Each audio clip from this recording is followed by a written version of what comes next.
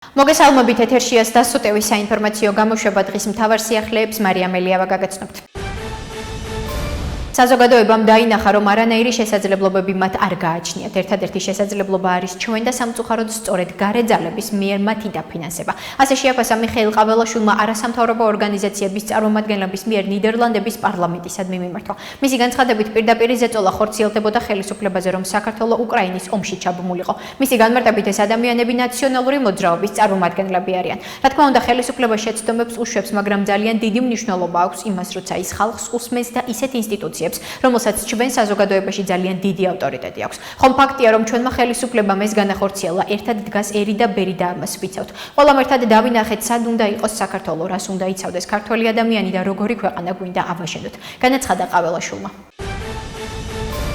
პირველ რიგში დავიწყებ მადლობით სლოვაკეთისა და სლოვაკეთის ხელისუფლების მიმართ, კერძოდ ჩემი კოლეგა პრეზიდენტ პეტერ პელეგრინის მიმართ, რომელმაც მომიწვია და ასეთი შინაარსიანი გულთბილი შეხვედრა მომიწყო. ჩვენ ვართ სტრატეგიული პარტნიორები, საერთო ხედვები გვაქვს. ვხედავთ ეს ქვეყანა, რომელიც ევროკავშირის წევრია, თუ როგორ იბრძვის თავისუფლებისთვის, სუვერენიტეტისა და ეროვნული ინტერესებისთვის, რაც ჩვენთვის მისაბაძი და მისასალმებელია. ამის შესახებ მიხეილ ყაველაშვილმა სლოვაკეთში ვიზიტის შეჯამებისას განაცხადა. როგორც ყაველაშვილმა აღნიშნა, იმედი აქვს, რომ საქართველოსა და სლოვაკეთს შორის ურთიერთობები კიდევ უფრო ხშირი გახდება.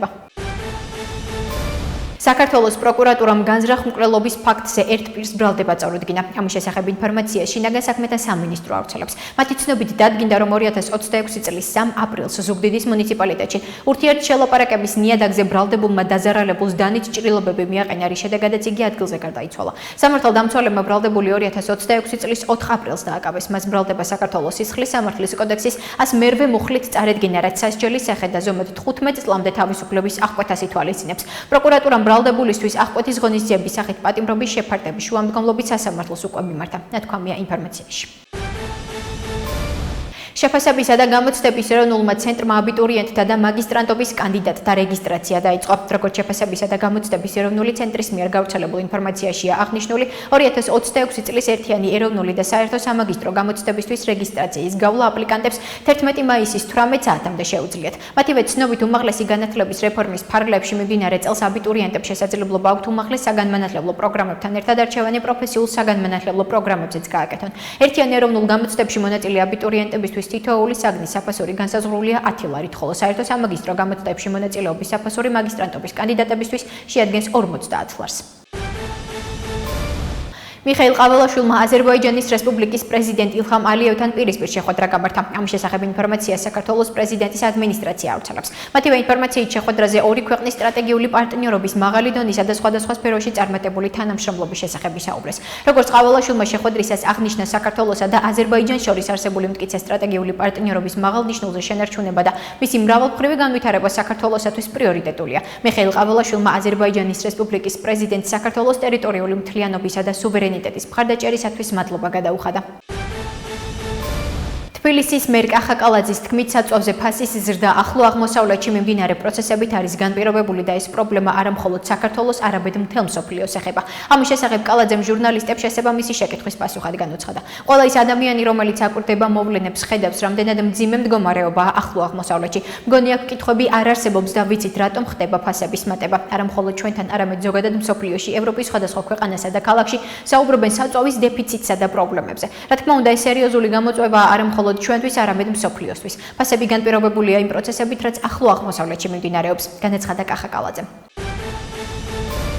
ძალიან მნიშვნელოვანია ალიევის ვიზიტის საქართველოში, თუნდაც იმის გათვალისწინებით, თუ რამდენად რთული მდგომარეობაა ახლო აღმოსავლეთში, რა პროცესები მიდის მსოფლიოში, რა გამოწვევების წინაშე დგას მსოფლიო. ამის შესახებ დედაქალაქის მერმა კახაკალაძემ აზერბაიჯანის რესპუბლიკის პრეზიდენტ ილჰამ ალიევის საქართველოში ვიზიტზე საუბრისას განაცხადა. მისივე თქმით, მშვიდობის შენარჩუნება რეგიონში პრინციპულად მნიშვნელოვანია. აზერბაიჯანი ჩვენი სტრატეგიული პარტნიორი ქვეყანაა, ორ ქვეყნებს შორის ურთიერთობა ძალიან მნიშვნელოვანია. მეგობრული და კეთილგანწყობილი ურთიერთობა წლების განმავლობაში არსებობს, რა თქმა უნდა, მივესალმებით მეგობრულ ურთიერთობასა და სტრატეგიულ პარტნიორობას, რაც არის, აღნიშნავს კახაკალაძე. აქგან სადიგოვის გაძევება არავითარი მოლაპარაკების საფუძველზე არ მომხდარა. ეს მოხდა ქართული კანონმდებლობის საფუძველზე. თუ სტრასბურგის სასამართლოს შეკითხვები ექნება საქართველოს სახელმწიფოს სტრასბურგის სასამართლოსთან გაარკვევს ამ ურთიერთობას. ამის შესახებ ქართული ოცნების დეპუტატმა თენგიზ შარმანაშვილმა ჟურნალისტებთან აზერბაიჯანელი ჟურნალისტის აქგან სადიგოვის ქვეყნიდან გაძევებაზე საუბრისას განაცხადა. მისი თქმით, ადმინისტრაციული სამართალწარმოების დროს თუ პირს ჩადენილი აქვს გადაცდომა, საქართველოს სახელმწიფო უფლებამოსილია გააძევოს პირი და გარკვეული ვადის განმავლობაში აუკრძალოს ქვეყნის ტერიტორიაზე შემოსვლა. შეკითხვაზე იყო თუ არა აზერბაიჯანის ხელისუფლება ინფორმირებული სადიგოვის გაძევებასთან დაკავშირებით შარმანაშვილმა აღნიშნა, რომ ქვეყნიდან გაძევება არ ხდება სხვა სახელმწიფოს ინფორმირების საფუძველზე. ახლა კი გაგაცნობთ უცხოეთის სიახლეებს. ამერიკის შეერთებული შტატები ირანი და რეგიონალური შუამავლობის ჯგუფი ცეცხლის 45 დღიანი შეწყვეტის პირობებს განიხილავენ, რამაც შეიძლება ომის სამუდამოდ დასრულება გამოიწვიოს.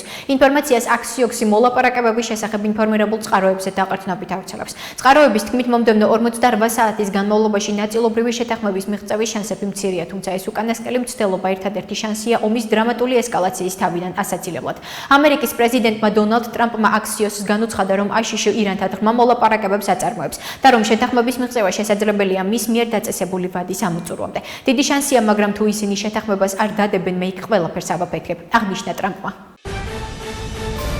რუსულმა ძალებმა ოდესაზე დრონების გამოყენებით მასშტაბური შეტევა განახორციელეს, რის შედეგადაც 3 ადამიანი დაიღუპა და 10 დაშავდა. ინფორმაციას უკრაინული მედია ავრცელებს. ოდესის საოლქო სამხედრო ადმინისტრაციის ხელმძღვანელ სერგეი ლისაკის თქმით, რუსებმა ქალაქის პრიმორსკის და კიევის რაიონებში საცხოვრებელ შენობებს დაარტყეს. თავდასხმის შედეგად 3 ადამიანი დაიღუპა, მათ შორის 1 ბავშვი, ასევე 10 ადამიანი დაშავდა, მათგან 2 მძიმე მდგომარეობაშია, აღნიშნა ლისაკმა.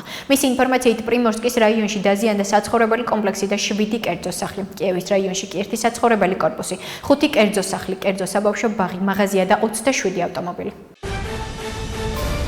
ირანის მიერ ცენტრალურ ისრაელზე ბალისტიკური რაკეტით განხორციელებული თავდასხმის შედეგად სულ მცირე 2 ადამიანი დაშავდა, მათ შორის 1 მძიმე მდგომარეობაშია. ინფორმაციას Times of Israel ავრცელებს. გამოცემა სასწრაფო სამედიცინო დახმარების სამსახურზე დაყრდნობით იუწყება, რომ ქალაქ ფეთახ თიკვაში 34 წლის ქალი, რომელსაც რაკეტის ნამსხვრევები მოხვდა, მძიმე მდგომარეობაში საავადმყოფოში გადაიყვანეს.